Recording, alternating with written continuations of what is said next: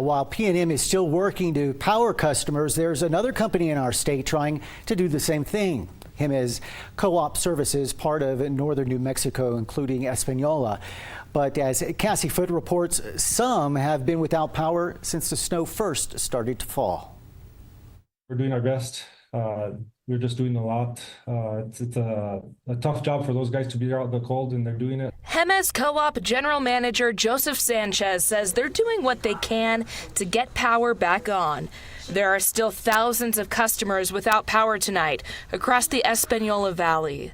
Sanchez says they did anticipate some outages from this storm, but not to this extent. Due to the nature of these early, heavy, wet snowstorms and then the leaves on the trees, typically those are the worst for utilities. They cause more issues than a general snowstorm later in the season. Española City Councilor Sam Ledoux has also been without power. The power outages started happening around Wednesday evening. Some people, they said it started around 1 o'clock in the morning. Me personally, the power outage started around 5 a.m. And it seems that it was just at different times depending on where people were on the grid and what circuit that they were connected to. He says concern is more than just being in the dark. There was a lot of concerns about food spoiling. There was a lot of concerns about people who had medicine that needed to be refrigerated.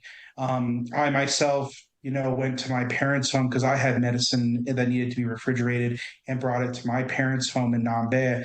And our power just went out here again. Jemez Co-op had crews out in one of the hardest hit areas, the Zia Estates.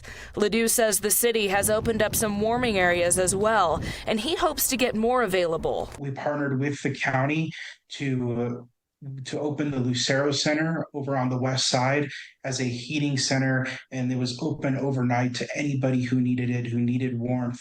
So we were glad to be able to do that. We also had the senior center near Española Elementary open for people who needed warmth during the day. I'm hopeful that maybe if these outages persist, we could find ways to open more warming centers.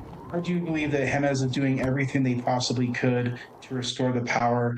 I think that they were hit on multiple fronts. As for getting the power restored, the goal for the co-op was to get that done by Friday night and possibly get folks reimbursed for what they've lost. When this is all over, we'll evaluate these losses with our insurance, and people are free to put claims, and we pretty much leave it to our insurance to decide how that's handled. So we submit those claims to them. Sanchez says he doesn't take this situation lightly. It's not even just refrigerators, freezers. Some people are on oxygen. Other people have the devices they use to help them sleep. So there's a lot of major issues that rely on electricity. So these outages are a big deal. It's a life at risk. Cassie Foote, KOB4.